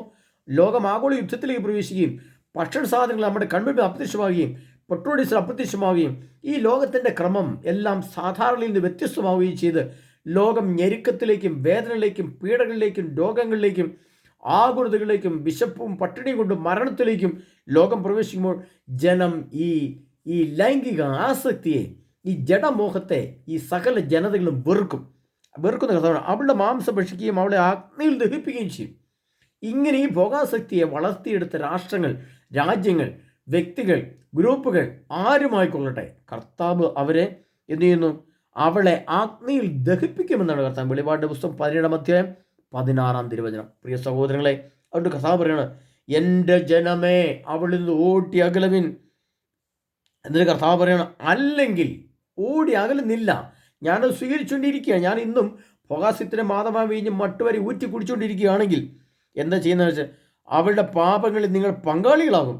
അവളുടെ മേൽ പതിച്ച മഹാമാരികൾ നിങ്ങളെയും പിടികൂടും. അവളുടെ പാപങ്ങൾ ആകാശത്തോളം കൂമ്പാരം കൂടിയിരിക്കുന്നു. ദൈവം അവളുടെ അതിക്രമങ്ങളെ ഓർമ്മിക്കുകയും ചെയ്തിരിക്കുന്നു. അവൾക്ക് കൊടുത്തതുപോലെ തന്നെ അവൾക്കും തിരികെ കൊടുക്കുവിൻ. അവളുടെ പ്രവൃത്തികൾക്ക് ഇരട്ടി പ്രതിഫലം നൽകുവിൻ. ഇപ്പോൾ നമ്മളെ എന്താ ചെയ്തേ? ഇപ്പോൾ നമ്മളെ ഭോഗാസക്തിയുടെ മാതമായ വീഞ്ഞൊക്കെ പറ്റി കുടിപ്പിച്ച്, ഈ ചഷകമൊക്കെ കുടിപ്പിച്ച്, സിനിമയും സീരിയലും കാണിച്ച് നമ്മൾ ടി വിയുടെ മുമ്പിലിരുന്ന് സുഖമായിട്ടിരുന്ന് കാണുന്നുണ്ട്. എന്നാൽ ഈ 2025 ജനുവരി 20-ാം തീയതി ട്രംപിൻ്റെ അധികാര സ്ഥാനാരോഹണം കടന്നു കഴിയുമ്പോൾ ട്രംപ് തൻ്റെ രാഷ്ട്രത്തിൽ നിന്ന് മറ്റുള്ളവരെ, വിദേശികളെ പുറത്താക്കുന്ന സാഹചര്യം വരുമ്പോൾ അത് മറ്റുള്ള പല രാഷ്ട്രങ്ങളും ആവർത്തിക്കുകയും ചെയ്യുമ്പോൾ ലോകം മുഴുവനും വലിയ ഞെരുക്കത്തിലേക്കും പ്രശ്നത്തിലേക്കും പോകുമ്പോൾ അവിടെ കർത്താവ് പറയുകയാണ്, അവിടെ എന്താ സംഭവിക്കുക? അവൾ കൊടുത്തതുപോലെ ഈ ലോകത്തെ സുഖിപ്പിക്കുവാൻ വേണ്ടി, ഈ ലോകത്തെ സന്തോഷിപ്പിക്കുവാൻ വേണ്ടി, ഈ ലോകത്തെ ജഡമോഹത്തിൽ തീറ്റിപ്പോറ്റാൻ വേണ്ടി എല്ലാ അശുദ്ധിയും കാണിച്ച് അവൾ തന്നെ, കർത്താവ് പറയണം, അവൾ അങ്ങനെ തീറ്റിപ്പോറ്റിയെങ്കിൽ അവൾക്ക് ഇരട്ടി കലർത്തി കൊടുക്കുവിൻ. എന്ത്? പിന്നീട് വേദനകൾ, ദുഃഖങ്ങൾ, ആകുലതകൾ, ഉത്കണ്ഠകൾ, തകർച്ചകൾ, മരണങ്ങൾ, വലിയ മഹാമാരികൾ, വലിയ പകർച്ചവ്യാധികൾ, അങ്ങനെ മനുഷ്യൻ ഇപ്പോൾ കണ്ടും കേട്ടുമിരിക്കുന്ന ഈ സുഖത്തിൻ്റെ 10,000 ഇരട്ടി മടങ്ങ് വേദനകൾ, ദുഃഖത്തിൻ്റെയും തകർച്ചയുടെയും മരണത്തിൻ്റെയും ആകുലത്തിൻ്റെയും ഇരട്ടി കലർത്തി കൊടുക്കാൻ കർത്താവ് പറയണം. അതുകൊണ്ട് പ്രിയപ്പെട്ടവരെ, ഇതിൻ്റെ പിന്നിൽ വരുന്നത്, ഇപ്പോൾ മനുഷ്യൻ സുഖവും സന്തോഷവും ആനന്ദവും അനുഭവിച്ചുകൊണ്ടാണ് ഈ തിന്മ കർത്താവിൻ്റെ മുമ്പിൽ പ്രവർത്തിക്കുന്നതെങ്കിൽ ഇനി വരാനിരിക്കുന്നത് അതിഭയാനകമായ വേദനയാണെന്ന് അത് കർത്താവ് പറയാണ്. അവളെ ഞാൻ അഗ്നിയിൽ ദഹിപ്പിക്കുമെന്നാണ് പറഞ്ഞിരിക്കുന്നത്. വെളിപാടിൻ്റെ പുസ്തകം 17-14 കർത്താവ് പറഞ്ഞിരിക്കുന്നത്, അവളെ പരിത്യക്തിയും നഗ്നയുമാക്കും, അവളുടെ മാംസം ഭക്ഷിക്കുകയും അവളെ അഗ്നിയിൽ ദഹിപ്പിക്കുകയും ചെയ്യും. ഇതെല്ലാം കണ്ട് മനുഷ്യൻ എന്തു ചെയ്യും? ഇത്തരം പ്രവൃത്തികൾ ചെയ്ത രാഷ്ട്രങ്ങൾ നഗ്നമാകും എന്ന് പറഞ്ഞാൽ നാണം കെടും. അവളുടെ മാംസം ഭക്ഷിക്കാൻ ദൈവം ഇടവരുത്തും എന്ന് പറഞ്ഞാൽ അവൾ കൊല്ലപ്പെടുമെന്നർത്ഥം. അതിന് മറ്റൊരർത്ഥം എന്താണ്? അവളെ അഗ്നിയിൽ ദഹിപ്പിക്കും എന്ന് പറഞ്ഞാൽ ആണവ ആയുധങ്ങൾ ഭൂമിയിൽ വന്ന് നിബന്ധിക്കും. അതോടുകൂടി അത്തരം രാഷ്ട്രങ്ങൾ, അത്തരം ചിന്തകൾ, അത്തരം വ്യക്തികൾ, അത്തരം സമൂഹങ്ങൾ, കൂട്ടങ്ങൾ, അത്തരം സംഭവങ്ങൾ, അത്തരം പ്രക്ഷേപണങ്ങൾ എല്ലാം കർത്താവ് അഗ്നിയിൽ ദഹിപ്പിക്കുമെന്ന് കർത്താവ് പറയാണ്. അതുകൊണ്ട് കർത്താവ്, എൻ്റെ ജനമേ അവളിൽ നിന്ന് ഓടി അകലുവിൻ. ഇനി ഇത്രയും പറഞ്ഞ് മനസ്സിലാക്കി കഴിഞ്ഞ ശേഷം പ്രിയപ്പെട്ടവരെ, ഞാൻ നിങ്ങളോട് ഒരു കാര്യം പറയാൻ വേണ്ടിയിട്ട് വളരെ ശ്രദ്ധാപൂർവ്വം ഞാൻ നിങ്ങളെ മത്തായിയുടെ സുവിശേഷം വെളിപാട് ഗ്രന്ഥത്തിൽ നമ്മൾ പുറകോട്ട് ഒരു വചനം തേടി പോവുകയാണ്. അതിൻ്റെ കാരണം വെച്ചാൽ അതിനകത്തൊരു നിഗൂഢ മർമ്മം ദൈവം ഒളിപ്പിച്ചു വെച്ചിട്ടുണ്ട്. അതുകൊണ്ട് നിങ്ങൾ ഗ്രഹിച്ചാലേ നിങ്ങൾക്കിതിൻ്റെ മർമ്മം, ഇതിൻ്റെ മർമ്മസ്ഥാനങ്ങൾ, എവിടെയാണ് ദൈവം ഓരോ വചനത്തിനും നിഗൂഢ രഹസ്യങ്ങൾ എഴുതി വെച്ചിരിക്കുന്നത്, എവിടെയാണ് എനിക്ക് വേണ്ട സന്ദേശമുള്ളത്, എവിടെയാണ് ഞാൻ തിരുത്തപ്പെടേണ്ടത്, എവിടെയാണ് ഞാൻ നിത്യജീവനിലേക്ക് പ്രവേശിക്കാനുള്ള നിഗൂഢ രഹസ്യങ്ങളുടെ വാതിലുകൾ, ജനലുകൾ, അതിൻ്റെ സംഹിതകൾ കർത്താവ് ഒളിപ്പിച്ചിരുന്ന് മനസ്സിലാക്കുവാൻ മത്തായിയുടെ സുവിശേഷം 24-ാം അധ്യായം അതിൻ്റെ 37-ാം തിരുവചനത്തിലേക്ക് വരണം. പ്രിയപ്പെട്ടവരെ, അവിടെ കർത്താവ് പറയാണ്, നോഹയുടെ ദിവസങ്ങൾ പോലെ ആയിരിക്കും മനുഷ്യപുത്രൻ്റെ ആഗമനം. ജലപ്രളയത്തിന് മുമ്പുള്ള ദിവസങ്ങളിൽ നോഹ പേടകത്തിൽ പ്രവേശിച്ച ദിവസം വരെ അവർ തിന്നും കുടിച്ചും വിവാഹം ചെയ്തു കൊടുത്തും കഴിഞ്ഞു പോന്നു. ജലപ്രളയം വന്ന് സംഹരിക്കുന്നവരെ അവർ അറിഞ്ഞില്ല. ഇപ്രകാരം തന്നെയായിരിക്കും മനുഷ്യപുത്രൻ്റെ ആഗമനവും. അപ്പോൾ യേശുക്രിസ്തുവിൻ്റെ ആഗമനത്തിൻ്റെ ഈ കാലഘട്ടങ്ങൾ ഏതു നിമിഷവും ആഗോള യുദ്ധം പൊട്ടിപ്പുറപ്പെടുന്നു. അതതിൻ്റെ മുന്നോട്ട് എല്ലാ രാഷ്ട്രങ്ങളും യുദ്ധത്തിലേക്ക് പ്രവേശിക്കുന്നു. അങ്ങനെ മുന്നോട്ട് യുദ്ധം പോകുമ്പോൾ കർത്താവ് നോഹയുടെ ദിവസങ്ങൾ പോലെ ആയിരിക്കും മനുഷ്യത്തിൻ്റെ ആഗമനം. പ്രിയപ്പെട്ടവർ, ഇവിടെ നോഹയുടെ ദിനങ്ങൾ പോലെ എന്ന് പറഞ്ഞാൽ എന്താണ്? നോഹ പെട്ടകം പണിതും നോഹ അതിനത്തിൽ കയറിയതും നമുക്കറിയാം. ഇവിടെ ഈ 2025 മുതലുള്ള കാലഘട്ടങ്ങളിൽ 2033 വരെയുള്ള കാലഘട്ടത്തിൽ നോഹയുടെ പെട്ടകവും ഈ വചനവും തമ്മിൽ, ഈ വെളിപാടിൻ്റെ വചനവും തമ്മിൽ എന്താണ് ബന്ധം? ഇവിടെ ഒരു വലിയ നിഗൂഢ രഹസ്യം ഒളിപ്പിച്ചു വെച്ചിട്ടുണ്ട് പ്രിയപ്പെട്ടവരെ. നമുക്കറിയാം, ഈ നോഹ പെട്ടകം പണിത് ആ പെട്ടകത്തിലേക്ക് ഭാര്യയും മക്കളെയും മാത്രമേ കയറ്റുള്ളൂ, കുടുംബത്തിൽപ്പെട്ടവർ. പിന്നെ മറ്റേ മൃഗങ്ങളെ കയറ്റിയത് വേറെ, അത് നമ്മളിപ്പോൾ ഇവിടെ എടുക്കേണ്ട ആവശ്യമില്ല. അവിടെ കുടുംബത്തിൽ കയറുക, അവിടെ ഭാര്യ, മക്കള്, മരുമക്കൾ, അവരുടെ കുടുംബം. ആ കുടുംബത്തിൽ അന്നത്തെ ആ നോഹയുടെ പേടകം വെറുതെ നമ്മളിങ്ങനെ എടുക്കാം. ഇതിപ്പോൾ ഒരു നോഹയുടെ പെട്ടകം പോലെ ഒരു പേടകമാണ് വിചാരിക്കുക, ഒരു പേടകമാണ്. ഈ പേടകത്തിലേക്ക് ഇങ്ങനെ ഇവർ ഇതിനകത്തൂടെ പ്രവേശിക്കുന്നു. ഇങ്ങനെ പ്രവേശിക്കുമ്പോൾ എന്താണ് നമുക്ക് മനസ്സിലാക്കാൻ കഴിയുന്നത്? ഇതിങ്ങനെ അടപ്പാണ്. ഈ അടപ്പിലേക്ക് ഇങ്ങനെ നോഹയുടെ പേടകം അങ്ങോട്ട് പ്രവേശിച്ച് കയറി അടച്ചു കഴിഞ്ഞപ്പോൾ ഇതിനകത്ത് ടെലിവിഷൻ ഉണ്ടായിരുന്നോ? പ്രത്യേകം ശ്രദ്ധിക്കണം. ഈ പേടകത്തിൽ അന്നത്തെ കാലത്ത് ടെലിവിഷൻ ഉണ്ടായിരുന്നോ? ഇല്ല. അന്നത്തെ കാലത്ത് മൊബൈൽ ഫോൺ ഉണ്ടായിരുന്നോ? ഇല്ല. അന്നത്തെ കാലത്ത് കമ്പ്യൂട്ടർ ഉണ്ടായിരുന്നോ? ഇല്ല. അന്നത്തെ കാലത്ത് പത്രമാസിക ഉണ്ടായിരുന്നോ? ഇല്ല. അന്നത്തെ കാലത്ത് ലാപ്ടോപ്പ് ഉണ്ടായിരുന്നോ? ഇല്ല. അന്നത്തെ കാലത്ത് സിനിമയും സീരിയലും ബ്ലൂ ഫിലിമും ബ്ലാക്ക് മാസും ഉണ്ടായിരുന്നോ? ഇല്ല. അന്നത്തെ കാലത്ത് രാഷ്ട്രീയം ഉണ്ടായിരുന്നോ? ഇല്ല. അന്നത്തെ കാലത്ത് ചുരിദാർ ഉണ്ടായിരുന്നോ? ഇല്ല. അന്നത്തെ കാലത്ത് ബർമോഡ ഉണ്ടായിരുന്നോ? ഇല്ല. അന്നത്തെ കാലത്ത് 2 നില വാർക്ക് വീട് ഉണ്ടായിരുന്നോ? ഇല്ല. അന്നത്തെ കാലത്ത് കാറും ലോറിയും ബസ്സും ഉണ്ടായിരുന്നോ? ഇല്ല. അന്നത്തെ കാലത്ത് IELTS ഉണ്ടായിരുന്നോ? ഇല്ല. അന്നത്തെ കാലത്ത് ഇംഗ്ലീഷ് വിദ്യാഭ്യാസം ഉണ്ടായിരുന്നോ? ഇല്ല. അന്നത്തെ കാലത്ത് എന്തായിരുന്നു ഉണ്ടായിരുന്നത്? ഭാര്യ, മക്കള്, പ്രാർത്ഥന. അവരവിടെ കയറി എന്തായാലും ചെയ്തുകൊണ്ടിരിക്കും. 40 ദിവസം പെട്ടങ്ങൾ പണിതുകൊണ്ടിരുന്നപ്പോൾ അവർ കർത്താവ് കൊടുത്ത സന്ദേശം അനുസരിച്ച് അതേ അളവിൽ ആ രീതിയിൽ ഉണ്ടാക്കുന്നതിന് ക്രമീകരണം, അതെങ്ങനെ ഉണ്ടാക്കണം, ഇങ്ങനെ ഉണ്ടാക്കണം, അതിൻ്റെ പെട്ടകം ഇവിടെ ഉണ്ടായിരിക്കണം, അതിൻ്റെ കിളിവാതിൽ ഇവിടെ ഉണ്ടായിരിക്കണം, അതിങ്ങനെ ഉണ്ടാക്കണം, ആ പേടകം ഉണ്ടാക്കുന്ന ശ്രദ്ധയിൽ, ആ പേടകം ഉണ്ടാക്കുന്ന ജാഗ്രതയിൽ, ആ പേടകത്തിൻ്റെ അളവ് തെറ്റാതെ അതിൻ്റെ ആകൃതി ദൈവം പറഞ്ഞു തന്നതുപോലെ തന്നെ ഉണ്ടാക്കുന്ന ശ്രദ്ധയിലായിരുന്നു ആര്? നോഹയും നോഹയുടെ കുടുംബവും. അതിനർത്ഥം ഇന്ന് നമ്മുടെ ഭവനം ഒരു നോഹയുടെ കുടുംബം പോലെ ആയി മാറണം എന്നാണ് അതിനർത്ഥം. അതിൻ്റെ അർത്ഥം ഇന്ന് നമ്മുടെ വീട് യേശുക്രിസ്തുവിന്റെ രണ്ടാമത്തെ വരേണ്ട സമയമാകുമ്പോഴത്തേനും നമ്മുടെ വീട്ടിലെ ടെലിവിഷൻ നമ്മുടെ വീട്ടിൽ ഉണ്ടാകരുത്, നമ്മുടെ കയ്യിൽ മൊബൈൽ ഫോണുകൾ ഉണ്ടാവരുത്, നമ്മുടെ വീട്ടിൽ കാറുകൾ ഉണ്ടാവരുത്. കാർ ഉണ്ടെങ്കിൽ അത് പെട്രോൾ ഇല്ലാത്ത അവസ്ഥ വരും, അവിടെ കിടന്ന് തുരുമ്പിച്ചു പോകും. നമ്മുടെ വീട്ടിൽ ബർമൂഡകൾ ഉണ്ടാകരുത്. നമ്മുടെ വീട്ടിൽ ചുരിദാറുകൾ ഉണ്ടാകരുത്, പത്രമാസികൾ ഉണ്ടാകരുത്, സിനിമയും സീരിയലും ഒന്നും ഉണ്ടാകരുത്, രാഷ്ട്രീയ പതാകകൾ ഉണ്ടാകരുത്. അങ്ങനെ ഇന്നത്തെ ആധുനിക ലോകത്തിലെ എന്തെല്ലാം ടെലിവിഷനുകൾ, ലാപ്ടോപ്പുകൾ, മൊബൈൽ ഫോണ്, കമ്പ്യൂട്ടറുകൾ, എന്തെല്ലാം സംവിധാനങ്ങൾ ഇന്നുണ്ടോ അതൊന്നുമില്ലാത്ത ഒരു ഭവനമാക്കി നിന്റെ ഭവനത്തെ, നിന്റെ വീടിനെ നീ രൂപാന്തരപ്പെടുത്തി വെച്ചോ. അതാണ് നോഹയുടെ പെട്ടകം, ഇന്നത്തെ പെട്ടകം. പക്ഷേ ഈ അന്നത്തെ പെട്ടകം, നോഹയുടെ പെട്ടകത്തിനകത്ത് ഇങ്ങനെയുള്ള മ്ലേച്ഛ വസ്തുക്കളോ അതിൻ്റെ ദുരാത്മാക്കളോ ഇല്ലാതിരുന്നെങ്കിൽ ഇന്നത്തെ നമ്മുടെ ഭവനമായ പെട്ടകത്തിനകത്ത് എന്തെല്ലാമുണ്ട്? ഈ സകല മ്ലേച്ഛതകളുണ്ട്. എന്തൊക്കെയാണ് ഉച്ചയുള്ളത്? അത് നമ്മൾ മുമ്പേ കണ്ടല്ലോ, വെളിപാടിൻ്റെ പുസ്തകം. അവളുടെ ദുർവൃത്തിയുടെ വീഞ്ഞുണ്ട്, ആ ദുർവൃത്തിയുടെ വീഞ്ഞ് അവിടെയുണ്ട്. അതുപോലെ തന്നെ എന്തൊക്കെയുണ്ട്? ഭീവത്സമായ സകല പക്ഷികളുണ്ട്. അതിൻ്റെ താവളമായി ഭോഗാസക്തിയുണ്ട്. അത് വീഞ്ഞ് പോലെ പാനം ചെയ്തു. ഭൂമിയിലെ രാജാക്കന്മാർ അവളുമായിട്ട് വ്യഭിചാരം ചെയ്തു. വ്യഭിചാരം ചെയ്യാൻ ആവശ്യമായ എല്ലാ സുഖഭോഗ വസ്തുക്കൾ വഴി വ്യാപാരികൾക്ക് നമ്മൾ പണം കൊണ്ട് കൊടുത്തു. ഇന്ന് ടെലിവിഷന് പണമടയ്ക്കുന്നു, കമ്പ്യൂട്ടറിന് പണമടയ്ക്കുന്നു, പത്രമാസികളിൽ പണമടയ്ക്കുന്നു, മൊബൈൽ ഫോണിന് പണമടയ്ക്കുന്നു. ഇതെല്ലാം പണമടയ്ക്കുമ്പോൾ ഈ പണമെല്ലാം അങ്ങോട്ട് വ്യാപാരികളെ നമ്മൾ ധനികമാക്കുകയാണ്. ഇതിൻ്റെ ഉടമസ്ഥാവകാശമുള്ള, അപ്പോൾ നമുക്കറിയാം കമ്പ്യൂട്ടർ ഉൽപ്പാദിപ്പിക്കുന്ന കമ്പനിക്ക് നമ്മൾ പണം കൊണ്ട് കൊടുക്കുകയാണ്. ടെലിവിഷനകത്ത് പണം അടയ്ക്കുമ്പോൾ അതിൻ്റെ കമ്പനിക്ക് നമ്മൾ പണം കൊടുക്കുകയാണ്. അപ്പോൾ അവരെ നമ്മൾ ധനികരാക്കിയാണ് ചെയ്യുന്നത്. അപ്പോൾ കർത്താവ് പറയുന്നത്, എൻ്റെ ജനമേ അവിടുന്ന് ഓടിയകലുവിൻ. അപ്പോൾ ഓടി വന്ന് എങ്ങോട്ടാണ് നമ്മൾ പോകേണ്ടത്? ഓടി വന്ന് നമ്മളെങ്ങോട്ടാണ് പോകേണ്ടത്? ഓടി വന്ന് ടൗണിലേക്കല്ല പോകേണ്ടത്, നഗരത്തിലേക്കല്ല പോകേണ്ടത്, പിന്നെ എങ്ങോട്ടാണ് പോകേണ്ടത്? നോഹയുടെ പട്ടണത്തിലേക്ക് പോകണം. എന്ന് പറഞ്ഞാൽ ഇനിയുള്ള എൻ്റെ വീട് ഇതൊന്നുമില്ലാത്ത, ഇപ്പോൾ കേബിൾ കണക്ഷൻ, ടെലിവിഷൻ്റെ കേബിൾ കണക്ഷൻ ഉണ്ടെങ്കിൽ അത് ഡിസ്കണക്ട് ചെയ്യണം, അതെടുത്ത് ഒഴിവാക്കണം. ടെലിവിഷൻ വീട്ടിലുണ്ടെങ്കിൽ അതെടുത്ത് ഒഴിവാക്കണം. വൈഫൈയുടെ കണക്ഷൻ ഉണ്ടെങ്കിൽ, ഇപ്പോൾ എനിക്ക് വൈഫൈ ഉണ്ട്, വൈഫൈ ഞാനൊരു നിശ്ചിത സമയം, ഞാൻ പ്രിയപ്പെട്ട സഹോദരങ്ങളെ, നിങ്ങൾ ഒരു കാര്യങ്ങൾ ഞാൻ പറയാൻ ആഗ്രഹിക്കുകയാണ്. ഞാൻ ഏതാനും മാസങ്ങൾ കൂടി കഴിയുമ്പോൾ എൻ്റെ ഈ സുവിശേഷ പ്രഘോഷണം ഞാൻ അവസാനിപ്പിച്ചുകൊണ്ട് ഈ മൊബൈൽ ഫോണൊക്കെ ഞാൻ എന്നേക്കുമായിട്ട് ഉപേക്ഷിക്കും. ഇങ്ങനെയുള്ള എല്ലാ കണക്ഷനുകളും വിടിവിച്ച്, എനിക്ക് വൈഫൈയുടെ കണക്ഷനും ഈ മൊബൈൽ ചാർജിങ് മാത്രമേ ഉള്ളൂ. ടെലിവിഷനില്ല, പത്രമാസികളില്ല, ഒരു സംവിധാനം എനിക്കില്ല. എന്നാൽ ഇപ്പോൾ ഈ സംവിധാനമുണ്ട്, ഈ വൈഫൈയും ഈ മൊബൈൽ ഫോൺ സംവിധാനമുണ്ട്. അതൊരു നിശ്ചിത കാലം കഴിയുമ്പോൾ എൻ്റെ കർത്താവായ യേശു ക്രിസ്തുവിൻ്റെ സുവിശേഷവും സന്ദേശവും ലോകത്തിന് കൊടുത്ത് ലോകത്തെ ഒരുക്കി, 100 പേരാണെങ്കിൽ 100 പേര്, 10 പേരാണെങ്കിൽ 10 പേര്, ഒരാളാണെങ്കിൽ ഒരാൾ, ആ ഒരാളുടെ ഒരുക്കത്തിന് വേണ്ടി ഈ ക്ലാസ് മുഴുവൻ ഉപയോഗിച്ചുകൊണ്ട്, ആ മനുഷ്യൻ്റെ രൂപാന്തരത്തിന് വേണ്ടി ഈ ക്ലാസ് ഉപയോഗിച്ചുകൊണ്ട് ഞാൻ നിർത്തും. ആ സമയത്ത് ഞാൻ പറയും, പ്രിയപ്പെട്ടവരെ, ഈ ക്ലാസ്സിലൂടെ അല്ലെങ്കിൽ അടുത്ത മാസത്തോടുകൂടി എൻ്റെ ക്ലാസ്സും എൻ്റെ ധ്യാനവും എൻ്റെ സുവിശേഷവും തീരുകയാണ്.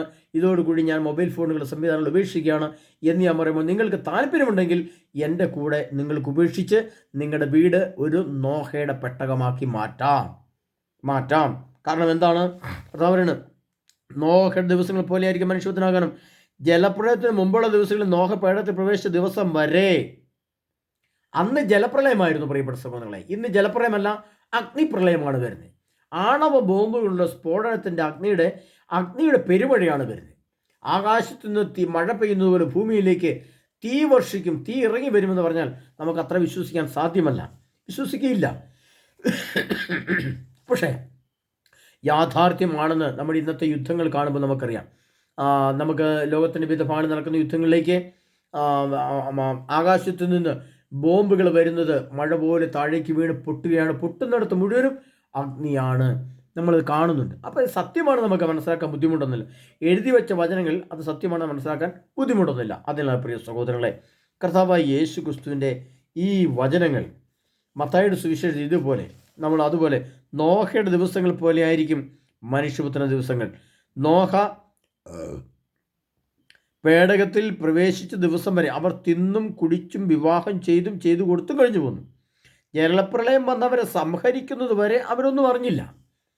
ഇത് തന്നെയാണ് ഇപ്പോൾ നമുക്ക് സംഭവിക്കുന്നത്. ഇനി അണുബോംബ് വന്ന് നമ്മളെ ഈ നിത്യപാതാളമായ ഭൂമിയിലിട്ട് കത്തിക്കുന്നതിന് വരെ നമ്മളൊന്നും അറിയുകയില്ല. ഇനി ഇതാരെങ്കിലും ഇതുപോലെ പറഞ്ഞാലോ, അതിനൊരു വിലയുമില്ല. ഇതൊക്കെ ഇങ്ങനെ പറയാൻ കൊള്ളാത്ത ചില കാര്യങ്ങളാണെന്ന് മാത്രമേ ജനം തെറ്റിദ്ധരിക്കുകയുള്ളൂ. എന്നാൽ പ്രിയ സഹോദരങ്ങളെ, 2025 ജനുവരി 20 ട്രംപിൻ്റെ അധികാര സ്ഥാനവും അതോടു ശേഷം ഒരു മാസം കൂടെ മുന്നോട്ട് പോയാൽ ഏകദേശം ചിത്രങ്ങൾ പൂർണ്ണമാകും. ഇനി അവിടെ ഒന്നും സംഭവിച്ചില്ല, വളരെ കൂളായിട്ട് ലോകം മുന്നോട്ട് പോയാൽ തന്നെ 2027 ആഗോള യുദ്ധത്തിൻ്റെ തുടക്കമാണ്. കാരണം ജെറുസലേം ദേവാലയം പണിയുക തന്നെ ചെയ്യും. ആ പണി ആഗോള യുദ്ധത്തിൻ്റെ 3-ാം ലോക അപായത്തെ തുടക്കം. അങ്ങനെയാണ് സക്കറിയ പ്രവചന പുസ്തകത്തിൽ എഴുതി വെച്ചിട്ടുണ്ട്. അത് ഞാൻ നിങ്ങളോട് പറഞ്ഞിട്ടുമുണ്ട്. അതിലെ പ്രിയ സഹോദരങ്ങളെ, കർത്താവായ യേശു ക്രിസ്തുവിൻ്റെ രണ്ടാമത്തെ വരവിന് വേണ്ടി ഒരുങ്ങുന്ന നമ്മളുടെ കർത്താവ് പറയുകയാണ്. വെളിപാട് ദിവസം 12 പറയുന്നത്, ഭീവത്സമായ സകല പക്ഷികളെയും അവൾ പിശാചികളുടെ വാസസ്ഥലവും എല്ലാ ആത്മാക്കളുടെ അശുദ്ധവും ഭീവത്സമായ സകല പക്ഷികളുടെയും താവളമായി. എന്തെന്നാൽ ഭോഗാസ്യത്തിൻ്റെ മാതാവ് വീഞ്ഞ് അവൾ പാനം ചെയ്തു, ഭൂമിയിലെ രാജാക്കന്മാർ അവളുമായി വ്യഭിചാരം ചെയ്തു, അവളുടെ സുഖോപവസ്തുക്കൾ വഴി വ്യാപാരികൾ ധനികരായി. എൻ്റെ ജനമേ, അവൾ ഇന്ന് ഓടിയകലുവിൻ. വെളിപാട് 18:4. എൻ്റെ ജനമേ, അവൾ ഇന്ന് ഓടികൾ, അല്ലെങ്കിൽ അവളുടെ പാപങ്ങളിൽ നിങ്ങൾ പങ്കാളികളാവും. അവളുടെ മേൽ പതിച്ച മഹാമാരികൾ നിങ്ങളെയും പിടികൂടും. അവളുടെ പാപങ്ങൾ ആകാശത്തോളം കൂമ്പാരം കൂടിയിരിക്കുന്നു. അതാണ് പ്രിയപ്പെട്ടവരെ, ഇന്ന് ഈ ആകാശത്തോളം കൂമ്പാരം കൂടിയിരിക്കുന്നതാണ്. ഭൂമിയുടെ ഉപരിതലം മുതൽ ആകാശത്തിൻ്റെ അങ്ങ് ഉയരം വരെ സാറ്റലൈറ്റുകൾ ആയിരിക്കുന്ന അവസ്ഥ. അതായത് നമുക്കറിയാം, ഭൂമിയിലെ പേടകം, ബഹിരാകാശത്തിൻ്റെ പേടകം കൊണ്ട് നിക്ഷേപിക്കുമ്പോൾ അവിടെ നിന്നാണ് നമുക്ക് വാർത്താവിനിമയ സംവിധാനങ്ങൾ, അതായത് ഇൻ്റർനെറ്റ്, ഫേസ്ബുക്ക്, യൂട്യൂബ് എന്നൊക്കെ പറയുന്ന സംവിധാനങ്ങൾ ഭൂമിയിലേക്ക് വരുന്നത്. ആ സംവിധാനങ്ങളെല്ലാം വരുന്നത് നമുക്കറിയാം ആകാശത്തോളം ഉയർന്നു നിൽക്കുന്ന സ്ഥാനത്ത് നിന്നാണ്. അപ്പോൾ ഒന്നിനു മേലെ ഒന്നായി അടുക്കി ഇങ്ങനെ വെച്ചിരിക്കുന്നത് പോലെ ആകാശത്തോളം പാപങ്ങൾ കൂമ്പാരം കൂടി വെച്ചിരിക്കുന്നതാണ് കർത്താവ് നിൽക്കുന്നത്. ഇതെല്ലാം പാപവും തിന്മയുമാണെന്നും ഇതൊന്നും മനുഷ്യ ആത്മാവിൻ്റെ രക്ഷയ്ക്കുള്ളതല്ലെന്നും നിത്യജീവൻ്റെ അപ്പവും നിത്യജീവൻ്റെ ആധാരവും നിത്യജീവൻ സ്വന്തമാക്കുന്നതിന് എൻ്റെ ശരീരത്തിൻ്റെയും മനസ്സിൻ്റെയും ആത്മാവിൻ്റെയും രക്ഷയ്ക്കും വിശുദ്ധിക്കും രക്ഷപ്പെടലിനും സൗഖ്യത്തിനും അതോടൊപ്പം എൻ്റെ മരണമില്ലാതെ ഞാൻ സ്വർഗത്തിലേക്ക് എടുക്കപ്പെടുന്ന ആകാശത്തേക്കുള്ള സംവഹിക്കലോ, അപ്പോൾ നമ്മിൽ അവശേഷിക്കുന്നവർ കർത്താവിനെ എതിരേൽക്കാനായി വാനമേഖലയിൽ സംവഹിക്കപ്പെടുമെന്ന ആ വചനത്തിൻ്റെ അടിസ്ഥാനത്തിൽ എടുക്കപ്പെടില്ലോ. ഇനി അഥവാ മരിച്ചാലും സ്വർഗത്തിലേക്ക് ഉയർത്തപ്പെടുകയും സ്വർഗത്തിലേക്ക് മാറ്റുന്ന അവസ്ഥയിലേക്ക് രൂപാന്തരപ്പെടുന്നതിനും ആവശ്യമായ ഒരു പ്രക്രിയ നമുക്ക് ആവശ്യമായി വരുന്നതിന് വേണ്ടി ഉള്ള ഒരുക്കം, ആ ഒരുക്കമാണ് ഇതിനകത്ത് അത്യാവശ്യം. അതുകൊണ്ടാണ് പറഞ്ഞ കർത്താവ് പറയും, ഈ പാപങ്ങളിൽ നിന്ന് ഓടിയേക്കല്ലേ, ഇതൊന്ന് മാറിക്കോ, വിട്ടുമാറിക്കോ. അല്ലെങ്കിൽ എന്ത് ചെയ്യുന്നു? അവൾ കൊടുത്തതുപോലെ തന്നെ അവൾക്കും തിരികെ കൊടുക്കുവിൻ. അവളുടെ പ്രവൃത്തികൾക്ക് ഇരട്ടി പ്രതിഫലം നൽകുവിൻ. അവൾ കലർത്തി കൊടുത്ത പാനപാത്രത്തിൽ അവൾക്ക് ഇരട്ടി കലർത്തി കൊടുക്കുവിൻ. അവൾ കൊടുത്ത പാനപാത്രം നമുക്കറിയാം. ഇന്ന് ഭോഗാസക്തിയുടെ മാധവ വീഞ്ഞ് നമ്മൾ ഇങ്ങനെ ദുർവൃത്തിയുടെ വീഞ്ഞ്, ഭോഗാസക്തിയുടെ മാധവ വീഞ്ഞ്, ലൈംഗിക ആസക്തിയുടെ ഈ ദുർവീഞ്ഞ് നമ്മൾ ലോകം മുഴുവൻ കാണുകയും കേൾക്കുകയും കുടിക്കുകയും ചെയ്തുകൊണ്ടിരിക്കുമ്പോൾ അതേ പാനപാത്രത്തിൽ തന്നെ ഇനി നമുക്ക് രോഗാണുക്കൾ, മരണം, സാംക്രമിക രോഗങ്ങൾ, കോവിഡിനെ പോലെ പല രൂപത്തിലുള്ള യുദ്ധങ്ങൾ, ക്ഷാമങ്ങൾ, ഭൂകമ്പങ്ങൾ, ജലപ്രളയം, അഗ്നിപ്രളയം, ആണവസ്ഫോടനം, ഭക്ഷണമില്ലാത്ത അവസ്ഥ, മരുന്നില്ലാത്ത അവസ്ഥ, വിദ്യാഭ്യാസ അവസ്ഥ, കുടുംബങ്ങളിൽ മരണം, എങ്ങോട്ട് നോക്കിയാലും മരണം, മരിച്ച ആളുകളെ അടക്കാൻ സിമിത്തേരി ഇല്ലാത്ത അവസ്ഥ, ശവങ്ങൾ എവിടെയെങ്കിലും വലിച്ചെറിയുന്ന അവസ്ഥ, ആയിരക്കണക്കിന് മനുഷ്യർ ഒരുമിച്ച് മരിക്കുന്ന അവസ്ഥ. അങ്ങനെ ഇതേ പാനപാത്രത്തിൽ നമ്മൾ സുഖഭോഗ വസ്തുക്കൾക്കായിട്ട് ഉപയോഗിച്ച അതേ പാനപാത്രത്തിൽ പിന്നെ കാണിക്കുന്ന വാർത്തകളും കാര്യങ്ങളും, വാർത്താ സംവിധാനം ഉണ്ടെങ്കിൽ പിന്നെ കാണുന്നത് എന്താണ്? ഈ ഇരട്ടി കലർത്തി കൊടുക്കുകയും ദുഃഖത്തിൻ്റെ, ഒരുപാട് വേദനയുടെ, മരണത്തിൻ്റെ ആ അവസ്ഥ നമ്മൾ കാണുന്ന അവസ്ഥയിലേക്ക് ലോകം മാറ്റപ്പെടുകയാണ്. ഇതെല്ലാം ചുരുങ്ങിയ സമയമുള്ളൂ പ്രിയപ്പെട്ടവരെ. ഇതൊക്കെ 10,000 വർഷം കഴിഞ്ഞിട്ടോ 2,000 വർഷം കഴിഞ്ഞിട്ടോ 5,000 വർഷം കഴിഞ്ഞിട്ടോ സംഭവിക്കാൻ സാധ്യതയുള്ള കാര്യങ്ങളല്ല. ഇത് അടുത്ത വർഷം, ഈ വർഷം 2025 മുതൽ ആരംഭിക്കുന്ന കാലഘട്ടങ്ങളാണ്. അത് 26ലേക്ക് വന്ന് 27ലേക്ക് അത് പരിപൂർണാവസ്ഥയിലേക്ക് കയറി 27 മുതൽ 33 വരെ ഉള്ള കാലഘട്ടം ആഗോള യുദ്ധത്തിൻ്റെ കാലഘട്ടമായിട്ട് മുന്നോട്ട് പോകുമ്പോൾ ഇവിടെ നമുക്ക് രക്ഷപ്പെടണോ വേണ്ടയോ എന്ന് തീരുമാനിക്കേണ്ടത് ഞാൻ മാത്രമാണ്. ഞാനാണ് എൻ്റെ കാര്യം തീരുമാനിക്കേണ്ടത്. നിങ്ങളുടെ കാര്യം തീരുമാനിക്കേണ്ടത് നിങ്ങളാണ് പ്രിയപ്പെട്ടവരെ. ഇതൊക്കെ ഇങ്ങനത്തെ പശ്ചാത്തലം വരുന്നുണ്ടെന്നും ഈ കാലഘട്ടത്തിലേക്ക് നമ്മൾ എത്തപ്പെട്ടെന്നും പഠിപ്പിക്കുകയും ചെയ്യേണ്ട ചുമതലയാണ് എനിക്കുള്ളത്. അത് മറ്റൊരിടത്തും നമുക്ക് കിട്ടിയില്ലെങ്കിൽ ഈ ക്ലാസ്സുകൾ ഉപയോഗിച്ചുകൊണ്ട് നിങ്ങൾ ഒരുങ്ങിക്കൊള്ളുക. അതുകൊണ്ട് എൻ്റെ വീട് നോഹയുടെ പെട്ടകം പോലെ ആണോ എന്ന് നമ്മൾ പഠിച്ചുകൊള്ളണം. അതുകൊണ്ട് ലോത്തിൻ്റെ നാളിൽ സംഭവിച്ചതോ അങ്ങനെ തന്നെ ആയിരിക്കും മനുഷ്യത്വത്തിന് ആഗമനത്തിൽ എന്ന് പറയുമ്പോൾ യേശു ക്രിസ്തുവിൻ്റെ വരവിന് തൊട്ടുമുള്ള കാലഘട്ടങ്ങൾ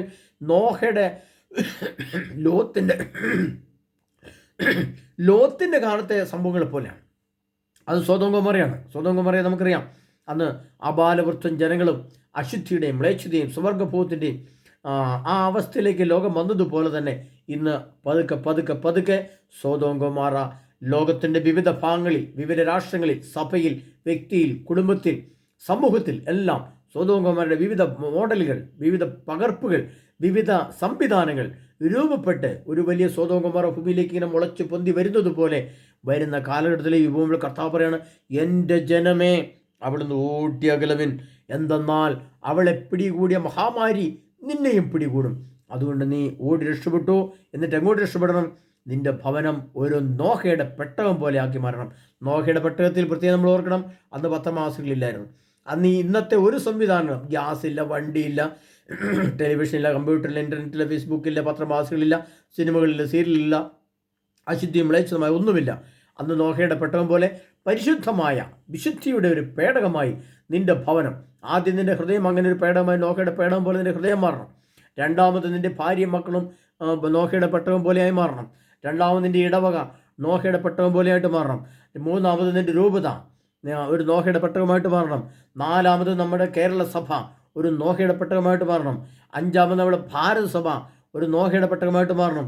ആറാമത് നമ്മുടെ ആഗോള തിരുസഭ ഒരു നോഹയുടെ പെട്ടകമായിട്ട് മാറണം.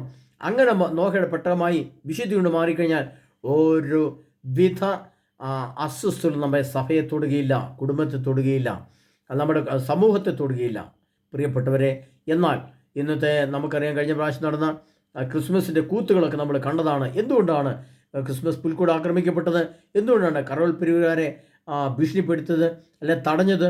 ഇനി അടുത്ത കൊല്ലം അതിൻ്റെ ബാക്കി വരുമ്പോൾ അപകടങ്ങളും ദുരന്തങ്ങളും വരാൻ പോവുകയാണ്. അതുകൊണ്ട് കർത്താവ് എൻ്റെ ജനമേ അവളിൽ നിന്ന് ഓട്ടിയകലുവിൻ, ഇല്ലെങ്കിൽ അവളെ പിടിയ മഹാമാരി നിന്നെയും പിടികൂടും. പ്രിയ സഹോദരങ്ങളെ, നമ്മൾ വിശുദ്ധ ഗ്രന്ഥത്തിൽ എഴുതപ്പെട്ടിരുന്ന ഈ തിരുവചനങ്ങളിൽ കൂടെ നമ്മൾ കടന്നുപോയി. വെളിപ്പെടുത്തൽ 15-ാം ഭാഗം നമ്മൾ ഇവിടെ നമ്മൾ കണ്ടു. ഇത് 15-ാം ഭാഗമായിട്ടാണ് കൂട്ടേണ്ടത്. അതുകൊണ്ട് നമ്മൾ ഈ 15-ാം ഭാഗത്തിലേക്ക് പ്രവേശിക്കുമ്പോൾ 15 എപ്പിസോഡുകളിൽ കൂടെ വെളിപ്പെടുത്തലിൻ്റെ ക്ലാസ്സുകൾ കേട്ടുകൊണ്ട് ഒരുങ്ങുമ്പോൾ ഇവിടെ നോഹയുടെ പെട്ടകമായിട്ട് മാറാൻ നമുക്ക് പ്രത്യേകം ശ്രദ്ധിക്കാം. കാരണം ശ്രദ്ധിച്ചേ പറ്റൂ, ഇല്ലെങ്കിൽ നമ്മൾ അനുഭവിക്കുന്ന വേദന നമുക്കാരോടും പറയാൻ പറ്റാത്തതും ഭയാനകമായിരിക്കും. അതിന് കർത്താവ് യേശു ക്രിസ്തു നമ്മെല്ലാവരും സമൃദ്ധമായിരിക്കട്ടെ. കർത്താവ് യേശു ക്രിസ്തു തിരുവചനം എന്നെ ശക്തീകരിക്കട്ടെ. കർത്താവ് യേശുവിൻ്റെ പരിശുദ്ധാത്മാവ് എന്നെ വിശുദ്ധിയും പരിശുദ്ധി കൊണ്ട് നിറയ്ക്കട്ടെ. കർത്താവ് യേശു ക്രിസ്തുവിൻ്റെ പരിശുദ്ധാത്മാവിൻ്റെ ജ്ഞാനവും വിശുദ്ധിയും വിവേകവും സന്തോഷവും ആനന്ദവും എന്നിൽ നിറയ്ക്കട്ടെ. എന്നിൽ നിറയുന്ന ആ സ്നേഹവും സന്തോഷവും വിശുദ്ധിയും വിവേകവും മറ്റുള്ളവർക്ക് പകർന്നു കൊടുത്തുകൊണ്ട് കർത്താവിൻ്റെ സുവിശേഷ ലോകം എത്തിക്കുന്നതിനും ഈ കർത്താവായ യേശുവിൻ്റെ വരന് മുമ്പ് ആയിട്ടുള്ള ഈ കാലഘട്ടങ്ങൾ നമ്മുടെ ഒരുക്കത്തിനും നോഹയുടെ പെട്ടകം പോലെ രൂപാന്തരപ്പെടുന്നതിനുള്ള അവസരമായിട്ട് മാറ്റാൻ സർവ്വശക്തനായ ദൈവം നമ്മെ ഓരോരുത്തരും അനുഗ്രഹിക്കുമാറാകട്ടെ. ആമേൻ.